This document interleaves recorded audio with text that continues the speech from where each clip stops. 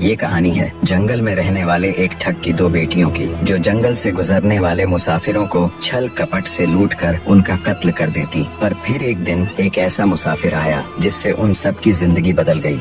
एक गुस्सैल राजा ने अपने पुत्र के किसी दोष के कारण उसे देश निकाला दे दिया। राजकुमार ने दुखी मन से अपने गुजारे के लिए 4 लाल और कुछ स्वर्ण भी अपने साथ ले लिए और भरे हृदय से अपने पिता का महल छोड़ दिया। चलते चलते वो जब शहर से कुछ दूर पहुंचा तो उसे एक साधु का आश्रम दिखाई दिया। राजकुमार उस साधु को दंडवत प्रणाम करके एक तरफ बैठ गया। जब साधु ने उसकी मायूस शक्ल और देह पर कीमती वस्त्र देखे तो साधु ने उससे पूछा, बच्चा तुम कौन हो और यहाँ कैसे आए? राजकुमार बोला, महाराज मैं राजा चंद्रगुप्त का पुत्र महेंद्रगुप्त हूँ। मुझे मेरे पिता ने देश निकाला दे दिया है, इसीलिए मैं परदेश जा रहा हूँ। रास्ते में आपका आश्रम दिखाई दिया तो मेरे मन में आया कि आपके भी दर्शन करता चलूं। साधु ने महेंद्रगुप्त की बात सुनकर कहा, वत्स तुम नेक इंसान हो और परदेश जा रहे हो, इसलिए मैं तुम्हें 4 बातें बताता हूँ। तुम उन बातों पर अमल करना। परदेश में ये बातें तुम्हारे अवश्य ही काम आएंगी। पहली यह कि परदेश में एक से भले 2 होते हैं। दूसरी यह कि परदेश में दूसरे के हाथ का बना खाना मत खाना। अगर खाना भी पड़े तो पहले किसी जानवर को खिला देना। तीसरी बात यह कि परदेश में किसी दूसरे की बिछाई हुई चारपाई पर मत सोना। अगर सोना भी हो तो पहले बिस्तर को अच्छी तरह झाड़ लेना। चौथी बात यह कि यदि कहीं शत्रुओं के फंदे में फंस जाओ तो जहाँ तक हो सके नरमी और ज्ञान की बातें सुनाकर अपना उद्देश्य प्राप्त करना। साधु ने कहा, मेरी ये 4 बातें हमेशा याद रखना। साधु की बातें सुन साधु को प्रणाम कर राजकुमार परदेश चल पड़ा। जब चलते चलते बहुत दिन बीत गए तो वह एक जंगल में पहुंचा। वहां उसने देखा कि एक चील एक कछुए के बच्चे को लेकर उड़ी जा रही है। संयोगवश बच्चा उस चील के पंजे से निकलकर गिर गया। महेंद्रगुप्त ने कछुए के तड़पते हुए बच्चे को देखा तो उसे बड़ी दया आई। उसने मन में सोचा कि इस बच्चे को पालना चाहिए। इस बच्चे को पालने से 2 बातें होंगी। पहली तो यह कि इस बच्चे के प्राण बच जाएंगे और दूसरी यह कि साधु द्वारा कही गई पहली बात भी पूरी हो जाएगी कि सफर में 1 से भले 2 होते हैं और इससे बातें करते हुए दिन भी आसानी से बीतेंगे। यह सब सोचकर महेंद्रगुप्त ने बच्चे को अपने साथ ले लिया। अब सफर में उसके साथ वह कछुए का बच्चा भी हो लिया। कुछ दिन के सफर के बाद राजकुमार को एक अच्छा सा स्थान दिखाई पड़ा। उस स्थान पर पहुंचकर उसने कुछ खाया पिया और फिर कछुए के बच्चे से बोला, तुम यहाँ बैठे रहना, मैं जरा थोड़ी देर सो लूं। यह कहकर महेंद्रगुप्त एक पेड़ के नीचे सो गया। उसी पेड़ के ऊपर एक सांप और एक कौवा रहते थे। उन दोनों का यह दस्तूर था कि जब कोई मुसाफिर उस पेड़ के नीचे ठहरता तो सांप उसे डस लेता और कौवा उसकी आंखें निकाल लेता। नाग ने जब सोते हुए मुसाफिर को देखा तो पेड़ के नीचे उतरा और राजकुमार को डस लिया। सांप के डसते ही तुरंत राजकुमार के प्राण पखेरु उड़ गए। कुछ देर में जब कछुए की नजर महेंद्रगुप्त पर पड़ी तो वह उसे मरा देखकर बहुत घबराया और महेंद्रगुप्त के ऊपर बैठकर रोने लगा। तभी कौवा भी पेड़ से नीचे उतरा और ज्यों ही उसने महेंद्रगुप्त की आंखें निकालनी चाही, त्यों ही कछुए ने झपटकर कौवे की गर्दन को मुंह से पकड़ लिया। कौवे ने बहुत जोर लगाया मगर कछुए ने उसे नहीं छोड़ा। तब कौवे ने सांप को पुकारा। कौवे की आवाज सुनकर सांप आ गया। उसने बड़े जोर से कछुए की पीठ पर डंक मारा, परंतु कछुए ने अपना मुंह भीतर कर लिया। सांप ने कई बार कछुए की पीठ पर डंक मारा, किंतु हर बार कछुआ अपना मुंह अंदर कर लेता। जब सांप का कछुए पर बस नहीं चला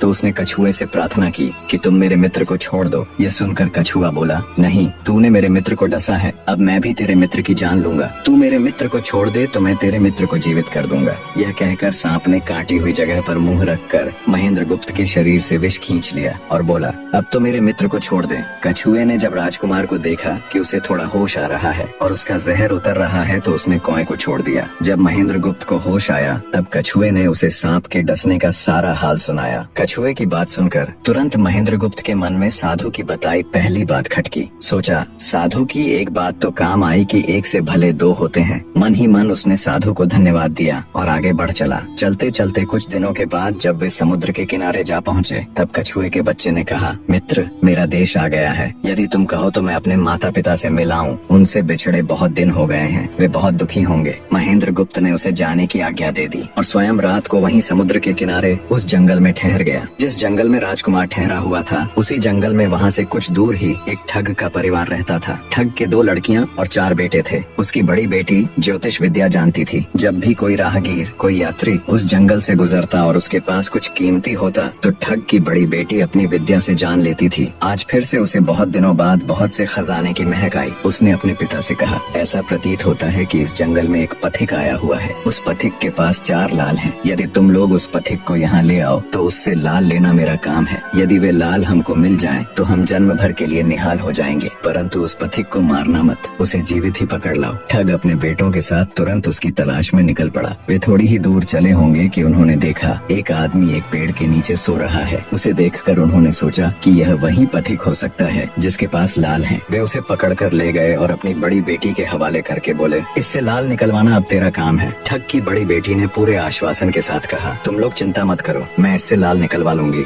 ठग की छोटी बेटी ने जब महेंद्रगुप्त को देखा तो वह दिलोजान से उस पर मोहित हो गई। पहली ही नजर में वो अपना दिल उस नौजवान राजकुमार को दे बैठी। भाइयों के डर से कुछ कह तो न सकी, लेकिन मन ही मन उसको बचाने की युक्ति सोचने लगी। कुछ देर बाद ठग की बड़ी बेटी ने खाना बनाया और उसमें जहर मिला दिया। वही खाना उसने महेंद्रगुप्त को परोस दिया। जब थाली महेंद्रगुप्त के सामने आई तो उसने खाने के लिए निवाला तोड़ जैसे ही उसे खाने को हुआ तभी उसे साधु की कही गई दूसरी बात याद आई। उसने थाली में से थोड़ा सा भोजन निकालकर कुत्ते के सामने डाल दिया। जैसे ही उस खाने को कुत्ते ने खाया वो तुरंत मर गया। यह देखकर महेंद्रगुप्त ने भोजन नहीं किया। उसने अपने मन में सोचा कि साधु की दूसरी बात भी काम आई। अपनी इस चाल को असफल होते देखकर ठग की बड़ी बेटी को गुस्सा तो बहुत आया, पर वो अपने गुस्से को अंदर ही अंदर पी गई। उसने महेंद्रगुप्त के सोने के लिए पलंग तैयार करवाया और उससे कहा, जाओ पथिक, ऊपर के कमरे में तुम्हारे लिए पलंग तैयार करवा दिया है, अब तुम आराम करो। कई दिनों की सफर की यात्रा के कारण थका हुआ राजकुमार जब ऊपर आया तो उसे बढ़िया धुली हुई चादर पलंग पर बिछी हुई दिखाई दी। सोचा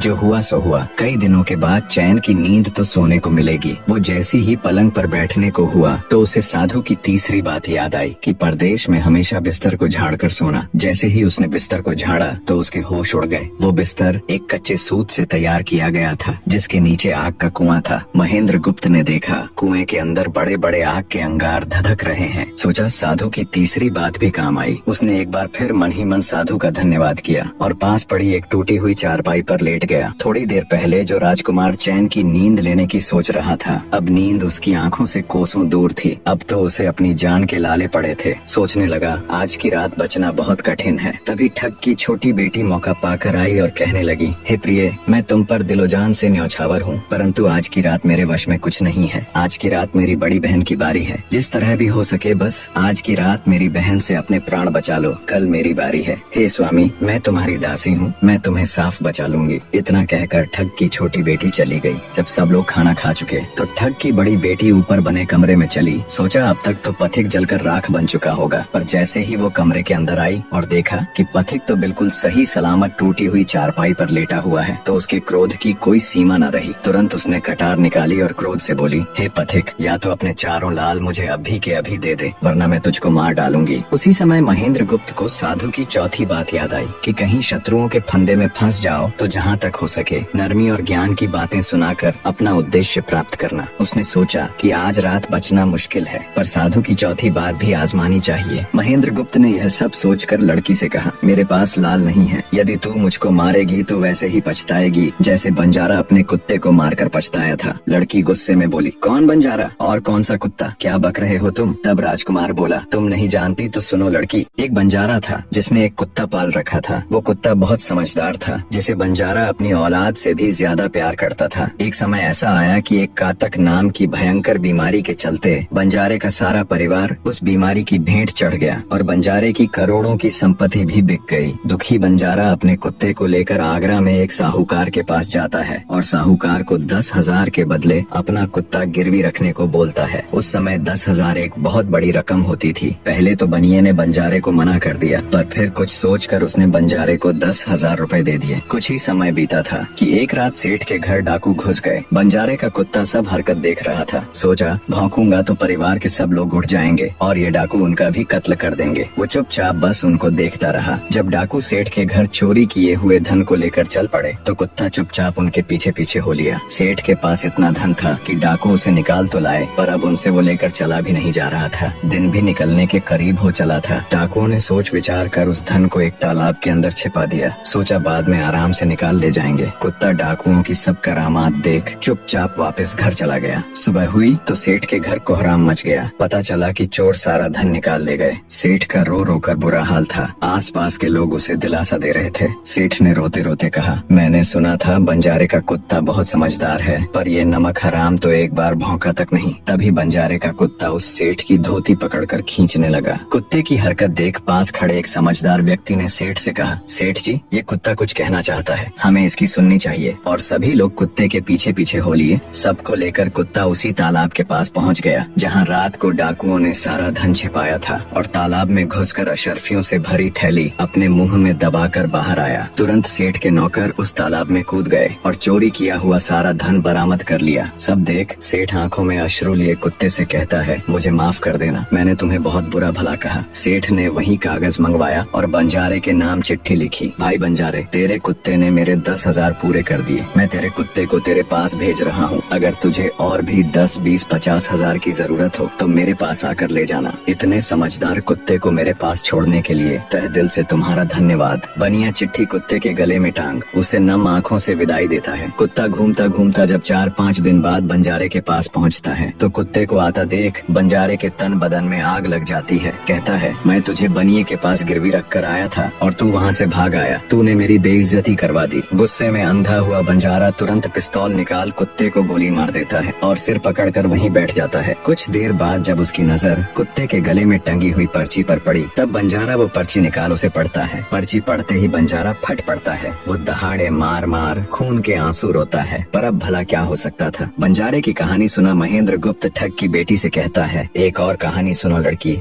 एक राजा के पास एक बहुत समझदार पढ़ाया हुआ तोता था। वह बड़ा चतुर था। एक दिन राजा तोते को अपने साथ गंगा स्नान को ले गया और उसको घाट पर बैठाकर स्वयं स्नान करने लगा। तभी तोते की नजर अमरफल पर पड़ी जो पास ही नदी में बहता हुआ आगे बढ़ा जा रहा था। वह उसको नदी से बाहर निकाल लाया और राजा के आने पर उसको वह अमरफल देता हुआ बोला, महाराज, यह अमरफल है, इसे खा लीजिए। राजा ने कहा, मैं अकेला अमरफल खाकर क्या करूँगा, अपने बाग में लगा दूंगा। जब इसमें फल लगेंगे तब सब कुटुम्बियों को खिलाकर अमर कर दूंगा। गंगा स्नान से लौटकर राजा ने वह फल माली को देकर कहा, इस फल को बाग में लगा दो। थोड़े ही दिनों में पेड़ फल फूल गया, उसमें फल लगने लगे। एक दिन एक फल पककर पेड़ से गिरा तो उसे सांप ने सूंघ लिया, जिससे वह जहरीला हो गया। अनजान माली वह अमर फल लेकर राजा के पास आया। राजा फल को देखकर बहुत खुश हुआ और कुछ सोचकर वो फल पहले कुत्ते को खाने को दिया, क्योंकि राजा बड़ा नीतिवादी और विचारवान था। वह जानता था कि बिना सोचे समझे किसी भी वस्तु को खाना ठीक नहीं होता। राजा ने ज्यों ही वह फल कुत्ते को खिलाया, कुत्ता मर गया। यह देखकर राजा ने क्रोधित होकर अपने तोते से कहा, बेईमान तोते, तू हमें जहर देकर मारना चाहता था। ये कहकर राजा ने क्रोध में आकर तोते को मार डाला और माली से कहा, इस पेड़ के चारों ओर घेरा डाल दो जिससे कोई इसका फल न खा सके। एक दिन उसी शहर में एक सास बहू में भीषण लड़ाई हुई। बुढ़िया घर से निकलकर कहने लगी, आज मैं राजा के बाग में जाकर जहर वाला फल खा लूंगी। ये कहकर वह बाग में आई और जैसे ही उसने फल तोड़कर खाया तो वह 16 वर्ष की युवती बन गई। जब राजा को यह समाचार मिला तो उसे सारा माजरा समझते देर न लगी। राजा को बड़ा दुख हुआ। वह कहने लगा, वास्तव में यह अमर फल ही है, मैंने व्यर्थ ही इतने समझदार तोते को मार डाला। इतनी दास्तान कहते कहते सवेरा हो गया। तब ठग की बेटी ने महेंद्र गुप्त से कहा, आज तो तूने मुझे बातों में लगाकर अपनी जान बचा ली, परंतु आज रात मेरी छोटी बहन की बारी है, वो तुझे हरगिज जीवित न छोड़ेगी। जब ठग की छोटी बेटी को पता चला कि महेंद्र गुप्त जिंदा और बिल्कुल सही सलामत है तो उसकी खुशी का ठिकाना न रहा।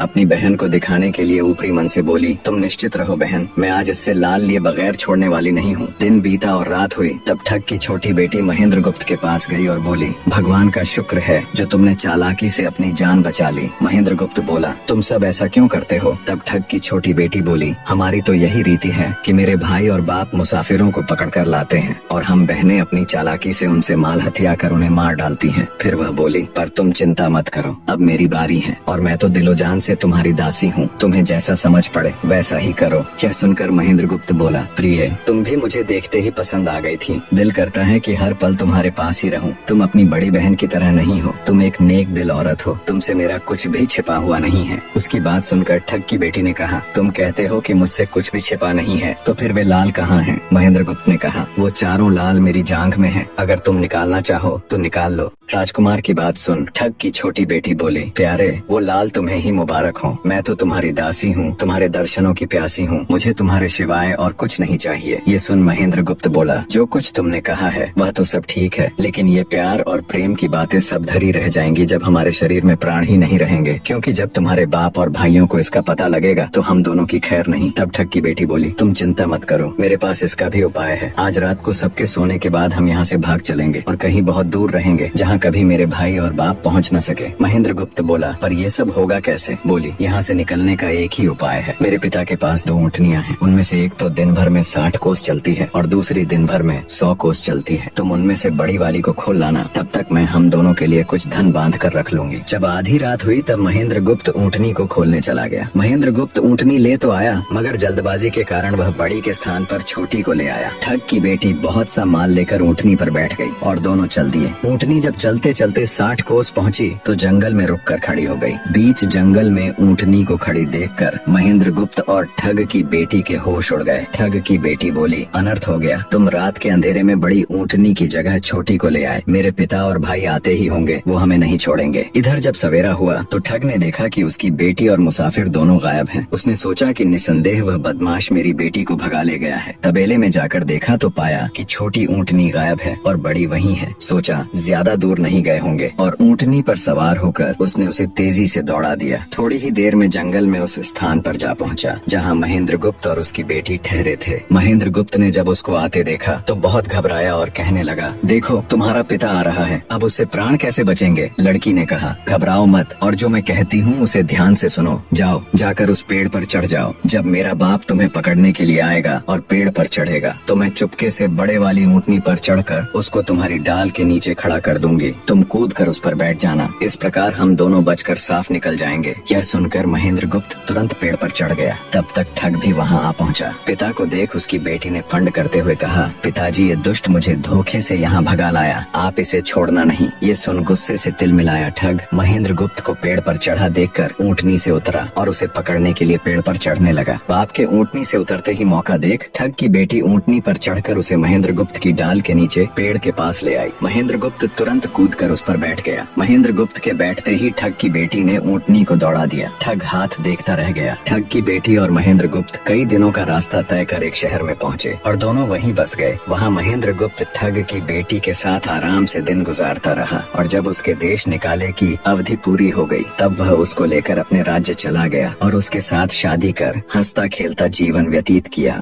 निष्कर्ष, महेंद्र गुप्त और ठग की बेटी की यह कथा हमें यह सिखाती है कि प्रेम और विश्वास का बंधन सबसे मजबूत होता है। जब बुद्धिमत्ता, धैर्य और निस्वार्थ प्रेम मिलते हैं तो असंभव को भी संभव बनाया जा सकता है। जीवन में चाहे कितनी भी कठिन परिस्थितियां क्यों न आए, सही निर्णय, संयम और परस्पर विश्वास हमें हर संकट से बाहर निकाल सकते हैं।